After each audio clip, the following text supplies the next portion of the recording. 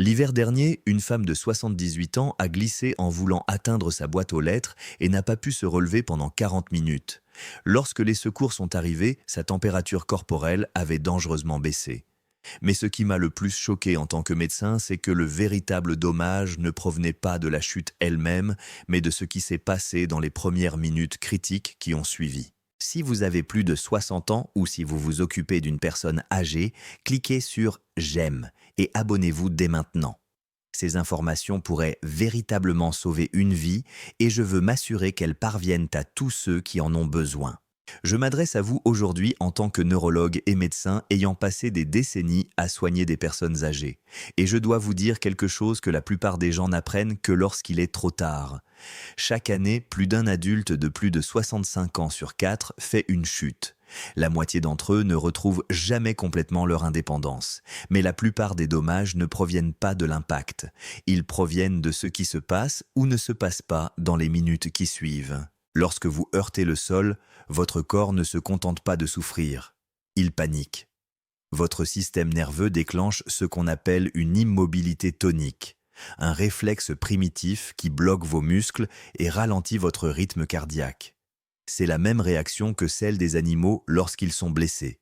Votre corps pense vous protéger en vous paralysant. Mais chez les personnes âgées, cette paralysie peut être dangereuse. Il peut vous piéger dans une position où la circulation sanguine est restreinte, où la confusion s'installe, où la peur prend complètement le dessus. J'ai eu des patients qui m'ont dit qu'ils savaient à quoi faire après leur chute, mais que leur corps ne leur obéissait tout simplement pas. Leur esprit était éveillé, mais leurs membres refusaient de bouger. Ce n'est pas de la faiblesse, c'est de la biologie. Et une fois que vous comprenez ce qui se passe, vous pouvez travailler avec votre corps plutôt que contre lui. Je vais donc vous expliquer exactement ce qu'il faut faire si vous vous retrouvez un jour à terre après une chute.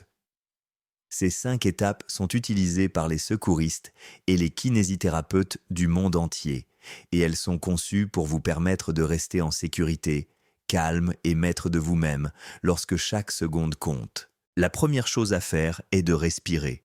Pas n'importe comment, mais en prenant des respirations lentes et délibérées qui indiquent à votre système nerveux qu'il peut recommencer à réagir en toute sécurité. Considérez cela comme le redémarrage d'un ordinateur après un plantage. Vos muscles n'obéiront pas à vos commandes tant que votre système nerveux ne se sera pas calmé. Prenez 2 inspirations profondes par le nez, puis expirez longuement par la bouche. Même ce simple exercice permet de rétablir la communication entre votre cerveau et votre corps. Des recherches montrent que les personnes âgées qui pratiquent la respiration contrôlée après une chute retrouvent leur coordination musculaire jusqu'à 40% plus rapidement que celles qui ne le font pas. La respiration rétablit l'oxygène et le contrôle. C'est la base de tout ce qui suit. Une fois que votre respiration s'est ralentie et que la panique initiale commence à s'estomper, résistez à l'envie de bouger immédiatement. C'est essentiel. Les 2 premières minutes après une chute ne sont pas faites pour bouger. Elles sont faites pour écouter. Votre corps parle doucement après un traumatisme, et si vous vous précipitez, vous risquez de manquer des signes avant-coureurs qui pourraient vous éviter des blessures graves. Gardez la tête dans la position où elle s'est posée. Ne tournez pas la tête brusquement. Fermez les yeux un instant et observez 3 choses. Votre respiration, votre douleur et votre orientation. Savez-vous où vous êtes? Vous souvenez-vous de ce qui vient de se passer? Si vous pouvez répondre clairement à ces questions, votre cerveau fonctionne correctement. C'est votre premier point de contrôle. Si vous vous sentez désorienté ou étourdi pendant ce contrôle, c'est le signe que vous devez rester allongé et continuer à respirer. Les vertiges signifient souvent que votre oreille interne a été perturbée ou que votre tension artérielle a chuté soudainement. Des études montrent que les personnes âgées qui restent allongées pendant au moins 90 secondes après une chute ont 30% moins de blessures secondaires que celles qui essaient de se relever immédiatement. Cette pause permet à votre circulation sanguine de se normaliser avant que vos muscles ne recommencent à agir. Après cette brève immobilité, commencez ce que j'appelle un contrôle des micro-mouvements. Commencez par vos doigts et vos orteils. Pouvez-vous les bouger sans ressentir de douleur aiguë ou de picotement? Si oui, Remontez lentement vers vos poignets et vos chevilles, puis vos coudes et vos genoux. Ne roulez ou ne tordez jamais votre torse avant d'avoir vérifié qu'il n'y a pas de douleur lancinante ou irradiante. Ce scan lent réveille le système de conscience de votre corps et aide à réguler votre pression artérielle. Il renforce également votre confiance, car vous vous prouvez petit à petit que votre corps fonctionne toujours. Une fois que vous avez vérifié que vous ne ressentez aucune douleur intense, aucun vertige ni aucune confusion, vous pouvez alors commencer à vous repositionner. C'est là que la plupart des gens commettent des erreurs. Ils essaient de se redresser d'un coup, ce qui fait tourner leur colonne vertébrale ou surcharge une articulation fragile. La méthode la plus sûre est celle que les kinésithérapeutes utilisent depuis des décennies. Elle est calme, contrôlée et efficace. Commencez par plier lentement un genou et rouler sur le côté qui vous semble le moins douloureux. Utilisez votre bras pour soutenir votre tête pendant que vous faites cela. Une fois que vous êtes sur le côté, faites une nouvelle pause. Respirez à nouveau et assurez-vous que la pièce ne tourne pas. Puis, avancez le haut de votre corps afin de vous appuyer sur votre coude et votre avant-bras. Poussez doucement jusqu'à ce que vos deux mains soient à plat sur le sol. À partir de là, avancez une jambe pour vous mettre à quatre pattes, les mains et les genoux au sol. Cette position est efficace car elle répartit uniformément le poids de votre corps et minimise la tension sur votre colonne vertébrale. C'est la même technique que celle utilisée dans les entraînements de rééducation. Une fois que vous êtes stable à quatre pattes, rampez lentement vers un meuble solide. Une chaise, un lit ou un canapé conviennent parfaitement. Placez vos mains sur le siège ou le bord et avancez votre jambe la plus forte, le pied à plat sur le sol. Continuez à respirer régulièrement. Ensuite, en utilisant vos deux bras et votre jambe avant, poussez doucement jusqu'à ce que vous soyez en position semi-agenouillée. Ne faites jamais de mouvement brusque vers le haut et ne vous tordez pas. Vous transférez progressivement votre poids du sol vers un support stable. Gardez les yeux fixés sur l'horizon, pas sur le sol. Cela stabilise votre oreille interne et aide votre cerveau à coordonner votre équilibre. Une fois debout, restez accroché au support pendant au moins quelques secondes avant de faire un pas. Cela permet à votre tension artérielle de se normaliser. Les personnes âgées qui ont été formées à cette séquence précise ont 45% moins de blessures après une chute que celles qui essaient de se relever d'un coup. Ce n'est pas une question de force, mais de séquence. Mais voici quelque chose que la plupart des gens ne réalisent pas.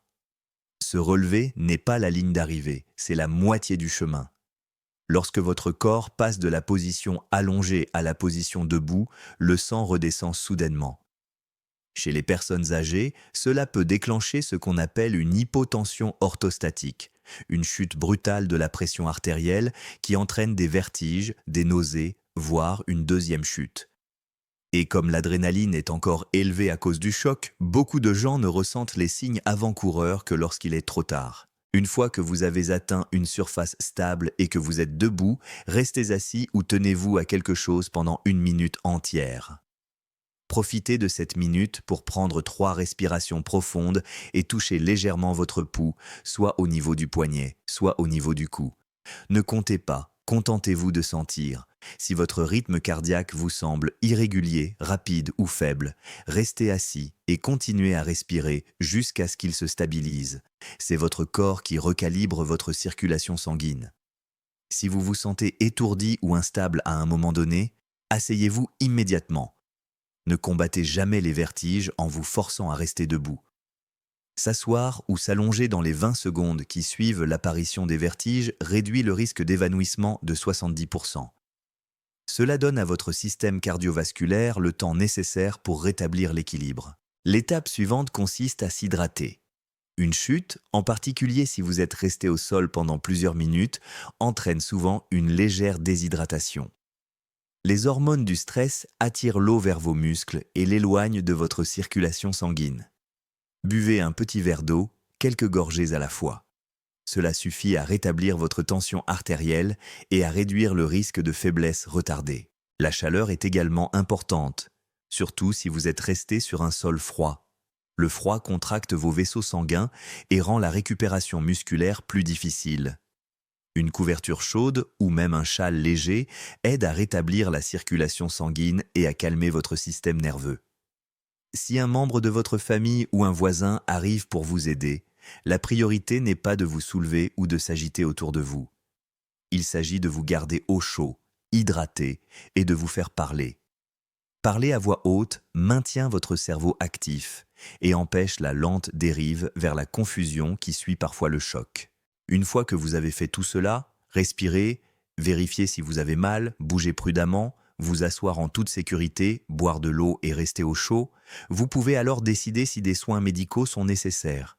Si vous avez des ecchymoses, des maux de tête ou des changements de vision, appelez immédiatement les secours. Même si vous vous sentez bien, il est sage d'informer votre médecin dans les 24 heures. Les blessures internes mineures peuvent mettre du temps à se manifester, mais voici ce qui importe le plus à long terme. Une fois les ecchymoses disparues et le choc passé, la peur persiste souvent. De nombreuses personnes âgées me disent qu'elles ne font plus confiance à leurs jambes. Cette peur les empêche de bouger et, ironiquement, cette immobilité augmente le risque d'une nouvelle chute. C'est l'un des cycles cruels du vieillissement. La peur qui vous protège devient précisément ce qui vous affaiblit. Votre système nerveux se souvient de la peur. Lorsqu'il anticipe un danger, il contracte vos muscles, réduit votre respiration et perturbe votre équilibre. Votre corps commence alors à réagir à la peur plutôt qu'à la gravité, et ces pas raides et superficiels rendent l'équilibre encore plus difficile à maintenir. Retrouver la confiance est aussi important que retrouver la force musculaire. Cela commence par de petits gestes délibérés qui rappellent à votre corps que le mouvement peut à nouveau être sans danger. Avant de vous lever, placez votre main sur une surface stable et transférez votre poids du talon vers les orteils 5 fois. C'est un signal à votre cerveau que vous bougez et que vous êtes en sécurité. Les personnes âgées qui pratiquent donc des microtransferts de poids contrôlés 2 fois par jour améliorent leur équilibre et réduisent leur anxiété liée aux chutes de plus de 50% en seulement 4 semaines. La confiance n'est pas un sentiment. C'est une compétence qui s'acquiert par la répétition.